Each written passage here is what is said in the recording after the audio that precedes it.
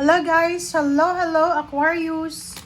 Welcome dito sa aking channel Aquarius. Alamin natin kung anong messages, vibration, gabay energy para sa lahat. Ito ay general reading. Pwede kang makaresonate, gamitin mo ang iyong intuition sa panonood. Okay, Aquarius, love life. Wow! Comment down below if you resonated, babae ka or lalaki, LGBT or anumang kasarihan mo. Welcome ka dito sa aking channel. So, new and renewed romantic love is here for you. So, Aquarius, nako, may asawa ka ba? May asawa ka man or wala, single or may asawa, may partner, mag-iingat kayo kasi may paparating eh. May bagong love life na paparating or may gustong makipagbalikan sa inyo.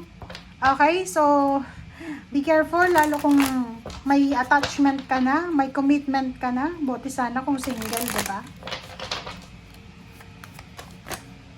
Okay. Wow!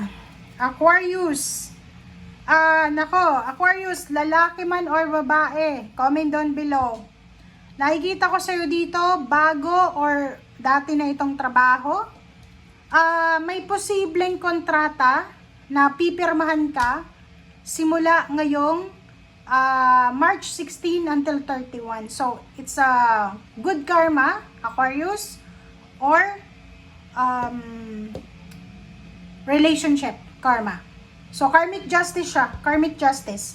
So, ibig sabihin, kung babae ka, posibleng isang lalaki or babae ang darating sa buhay mo na may hawak siyang pera na pwedeng mag-offer siya sa'yo para mag-invest sa business mo or kunin ka niya sa kanyang company. So, nakikita ko sa'yo dito na may mga Aquarius na simula ngayong March 16 onwards, makukuha nyo yung good karma. Makukuha nyo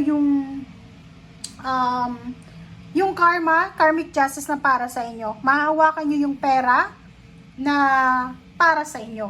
Okay? And sinasabi ng karmic justice na to na kung ano man ito na blessings na paparating na to, deserve mo siya. Okay? Deserve mo siya. So, maraming offers, may love life na offer, may perang offer, may kontrata na offer, or parang nakikita natin dito, may gustong pakasalan ka, in-offeran ka ng love, at the same time money. So, comment down below if you resonated dyan.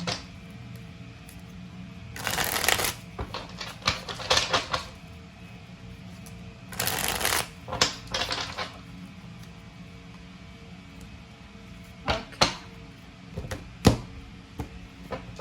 Aquarius. Wow.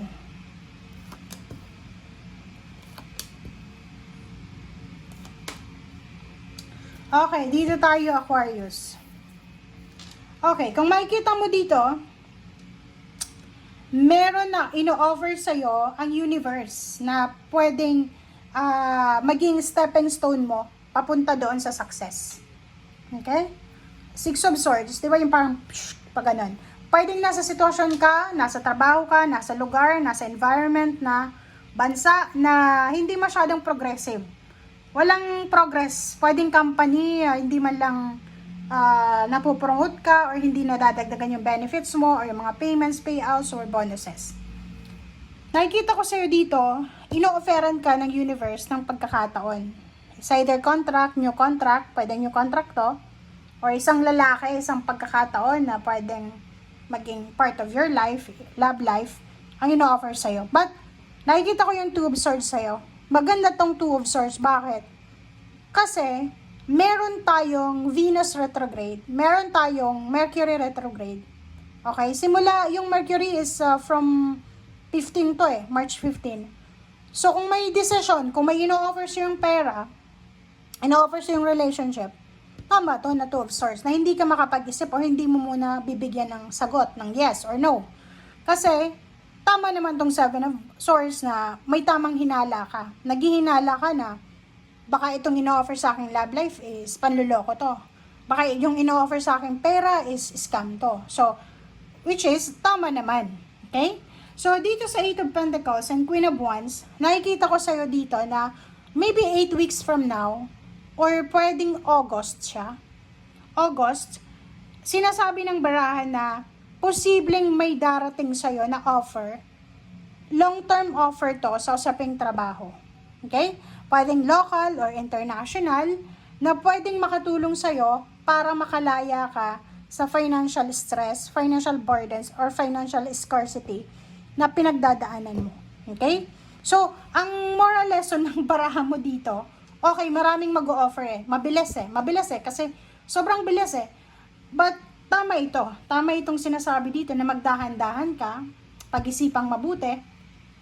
Kasi hindi mo sigurado kung talagang ang offer na to is para sa'yo or baka scam nga yan. Kasi meron ditong 7 of Swords na possible na scam nga siya. Okay? So, mag-iingat ka.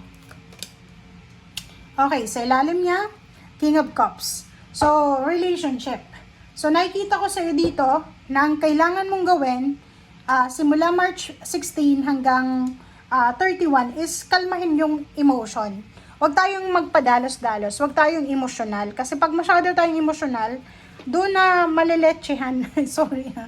Okay? Doon na tayo masisira yung diskarte natin. Okay? Paano maiiwasan yung ganyang klase ng mga offer? Instinct mo, 'di ba? Parang nararamdaman mo naman na sabi ng instinct ko ganito. So, 'yun. Kung sinasabi ng instinct mo na hindi yan para sa hindi yan para sa Strength, magkaroon ka ng lakas loob na i-deny ito, i-reject. And 4 of Swords, bago ka gumawa ng desisyon, pag-isipan, matulog, kumain, magpahinga, and then after mo makapag-refresh, maligo ka, doon, mag-pray ka, God, ito ba yung sagot? Bigyan mo ako ng signs, ng symbols, ng synchronicities, kumpara to sa akin. Okay? Ay, nandito yung High Priestess. Sinasabi ng High Priestess, makinig ka sa sinasabi ng iyong intuition.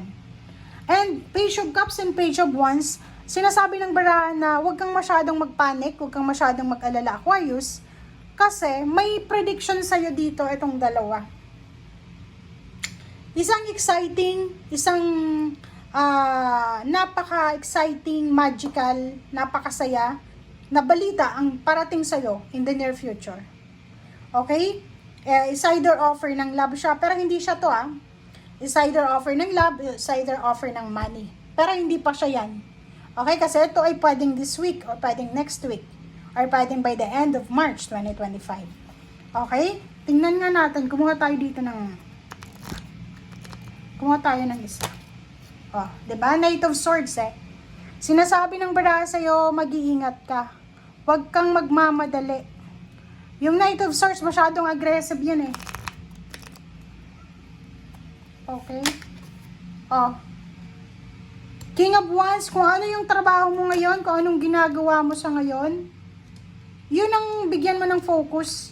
Kung ano yung importante sa iyo sa ngayon, yun ang bigyan mo ng focus. Hierophant, pag halimbawa na hindi ka mapakali, hindi mo alam kung ano yung gagawin mo, humingi ka ng guidance or point of view sa ibang tao na naka-experience na ng ganyang klaseng experience na pinagdadaanan mo sa ngayon. Okay? Thank you guys. Bye!